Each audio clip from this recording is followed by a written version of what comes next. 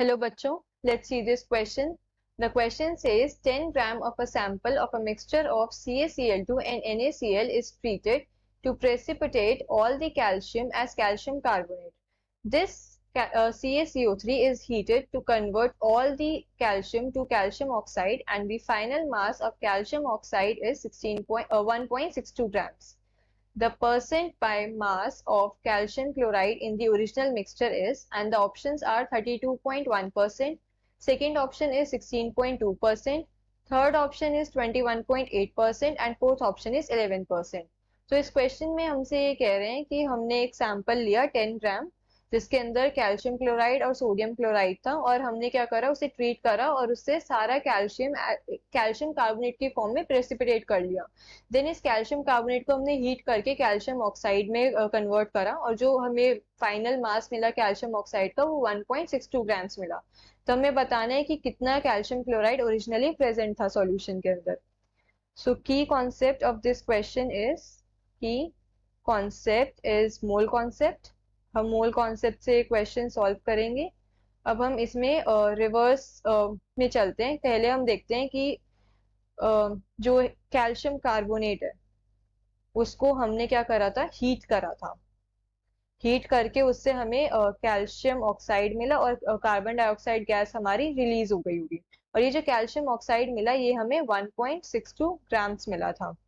अगर हम देखें और पहले हमने जो मिक्सचर लिया था कैल्शियम क्लोराइड का और NaCl का, ठीक है, ये हमने 10 ग्राम मिक्सचर लिया था और इससे हमने क्या बनाया था, कैल्शियम कार्बोनेट बनाया था।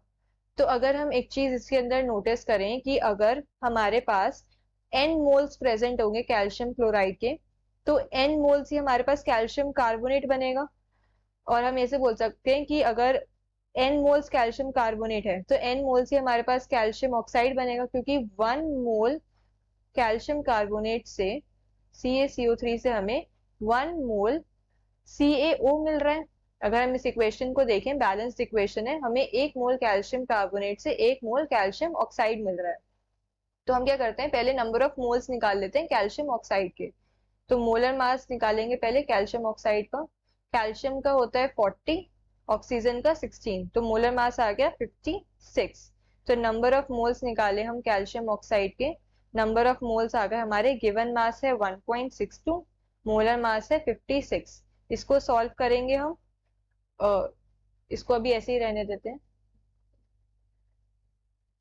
तो नंबर ऑफ मोल्स आ गए हमारे पास 1.62 डिवाइडेड बाय 56। अब जितने मोल्स हमारे पास कैल्शियम ऑक्साइड के आए होंगे उतने ही मोल्स हमारे पास कैल्शियम कार्बोनेट के प्रेजेंट होंगे और उतने ही मोल्स हमारे पास फिर कैल्शियम क्लोराइड के प्रेजेंट होंगे, क्योंकि जितने मोल्स कैल्शियम कार्बोनेट के मिल रहे हैं, हमें कैल्शियम कार्बोनेट के मिल रहे हैं, उतने ही मोल्स हमारे पास कैल्शियम क्लोराइड के भी हैं। तो इससे हम बोल सकते हैं कि मोल्स ऑफ कैल्शियम क्लोराइड कितने आ गए हमारे पास, 1.62 डिवाइडेड बाय 56।